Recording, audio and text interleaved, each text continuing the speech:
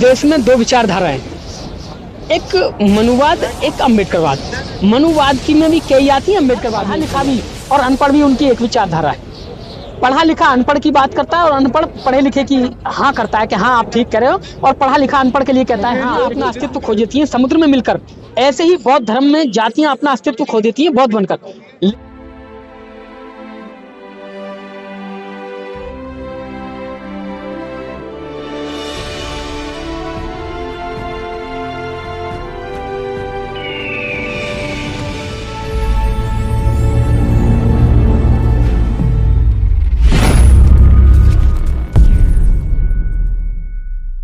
इस समय जो वर्तमान समय में पूरे देश में हड़कंप आया हुआ है 22 प्रतिज्ञाओं को लेकर, जहां एक मंत्री तक सुरक्षित नहीं है, एमएलए सुरक्षित नहीं है, और उनके वो अपने हक में लीगल अपील करते हैं, उस पर रिप्लाई नहीं आता। इस पर क्या कहेंगे? इस देश में दो विचारधाराएं, एक मनुवाद, एक अम्बेडकरवाद। मनुवाद की में भी कई आती है, अम्बेडकरवाद में भी कई आती है। मनुवाद में पूंजीवाद हो गया, ठीक है, और असमानता का हो गया, बहुत सारे हो गए, तो उसमें हमने मनुवाद में कर दिया। इधर अम्बेडकरवाद कर दिया। अम्बेडकरवाद में बुद्धवाद आता है, मानवतावाद आता है, नैतिकतावाद आता है, ये आते। अब दो विचारधाराएं हैं, कुछ लोग उधर विचारधारा में हैं, कुछ लोग इधर विचारधारा में हैं।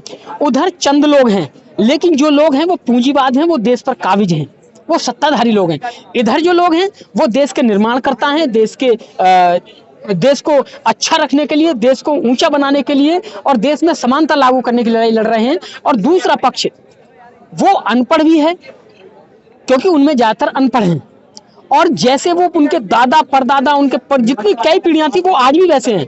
इधर की विचारधारा बहुत नीचे थी, लेकिन अम्बेडकरवाद जैसे उन्हें मिला तो आज वहां पहुंच गई, यहां पहुंची। तो ये बात मनुवाद को बुरी लगती है।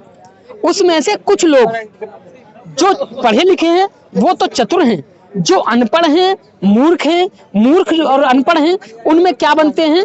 तांत्रिक बनते हैं, बाबा बनते हैं, जो अपनी संस्कृति को ढोने का प्रचार प्रसार का कार्य करते हैं।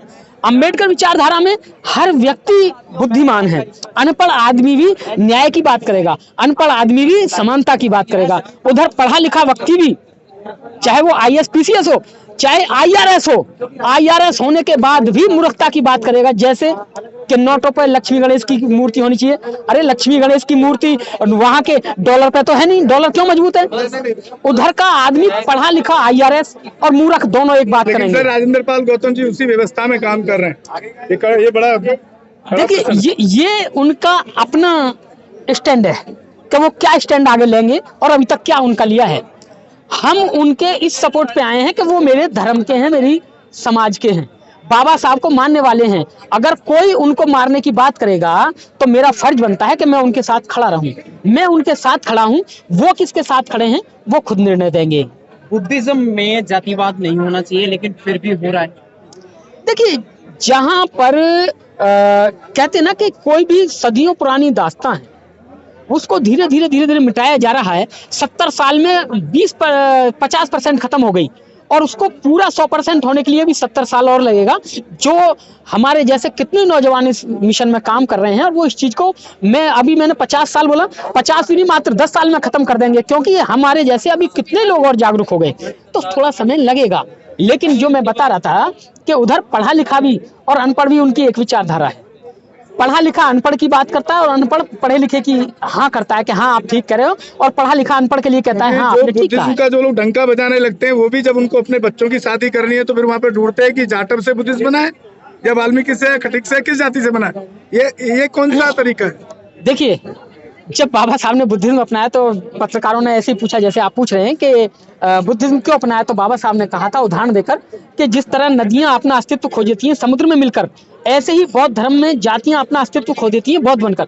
लेकिन हम लोग जातियों से बंधे लोग हैं, और जातियों से बंधे लोग जो पढ़ लिख गए, बाबा साहब की बात मान गए, तो उन्होंने तो पहले ही बौद्ध धर्म स्वीकार कर लिया और अपनी जाति खत्म कर दी। अब जो मेरा पड़ोसी है, मेरा रिश्तेदार है, मुझसे कहता है या मुझे देखता है तो वो कहता है मैं किसी का जीजा हूं, मैं किसी का साला हूं। जब वो दोनों मुझे देखते हैं कि हमारे जीजा ने तो ये वो नहीं मानते, मुझे डांटेंगे।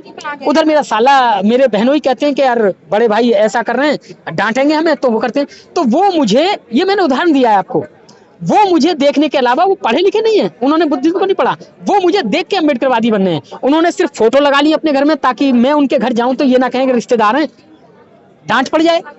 लेकिन जो अंदर के संस्कार हैं वो उन्होंने नहीं बदले हैं। उनकी बेटे बेटियों की शादियां वो उसी जाति में कर रहे हैं। क्यों? क्योंकि उनके घर की जो महिलाएं हैं उन्हें आपत्ति होती है। अच्छा, उनके मेरे अलावा और भी रिश्तेदार हैं आगे पीछे के, वो परेशान होते हैं।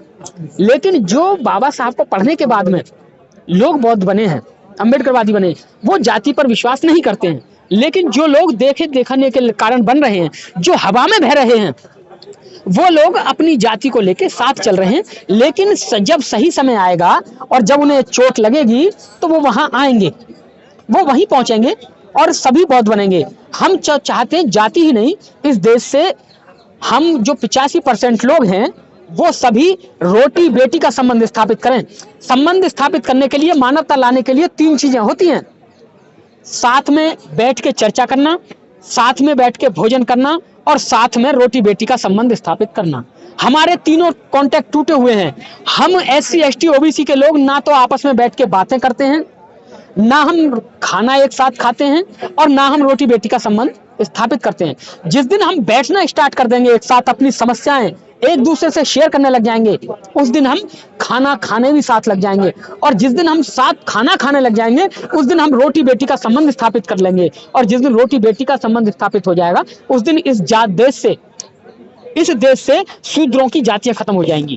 शशि जी, मेरा एक सवाल है। जो हम लोग बहुजन मीडिया जो चला रहे हैं, मैं भी हूँ, ये लोग भी हैं, और कम से कम दिल्ली में 50 होंगे। जब मैं उनके एपिसोड देखता हूँ तो हर एपिसोड में चमार जाटव जाति सूचक शब्दों का इस्तेमाल क्यों करते हैं? देखिए, मैंने पहले बताया कैसे पैदा हो। देखिए, आप हर जब व्यक्ति रिपीट करेंगे जाति को तो जाति मजबूत होगी उससे। तो देखिए, बिल्कुल जाति मजबूत होगी। और जिस व्यक्ति को जो बीमारी होती है उसे दूर करने के लिए उसी को दवाई लेनी पड़ती है। जो जातिगत पीड़ित है वही कहेगा कि मुझे ये जाति छोड़नी है। और जिसको कोई उत्पीड़न ही नहीं है, उत्पीड़न भी 2 तरह का होता है, एक सम्मान का और एक आर्थिक, और बहुत सारे होते हैं। अब आर्थिक में तो लगभग सभी गरीब हैं, लेकिन मेरा मान सम्मान है। और मेरा मान सम्मान, थोड़ी भी चोट पहुंची तो आदमी को लगता है यार मुझे जाति सूचक कह दिया तो मेरे सम्मान चोट लगी, तो उसको दर्द होगा, वो छोड़ने की बात करेगा। जिसको दर्द ही नहीं हो रहा है, जिसे पता ही नहीं है कि मान सम्मान क्या है, वो क्या छोड़ने की बात करेगा। और ये जातिगत पत्रकारिता पे मैं कहूँ तो देखिए, पत्रकारिता में कोई एक सवाल पूछा जाता है, आदमी को उकसाया जाता है कि वो क्या बोले, क्या निकाले।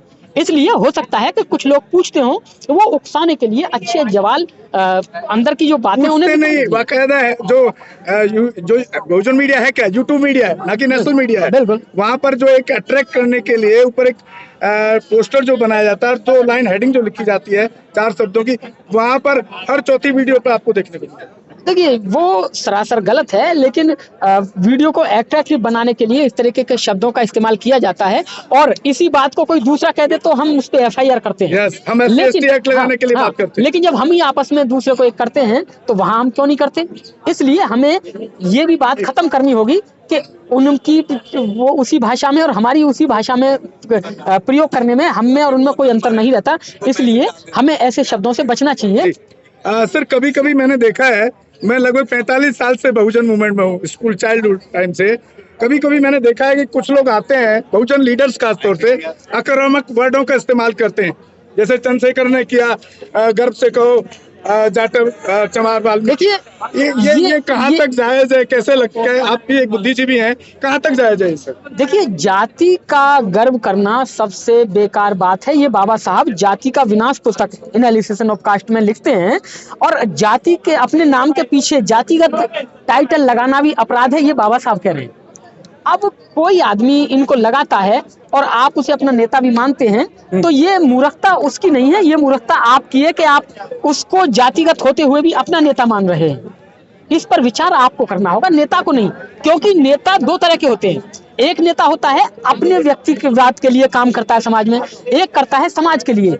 जो व्यक्ति समाज के लिए काम करते हैं उनका अपना कोई उद्देश्य नहीं होता, उनका उद्देश्य महापुरुषों का और समाज के हित का उद्देश्य होता है।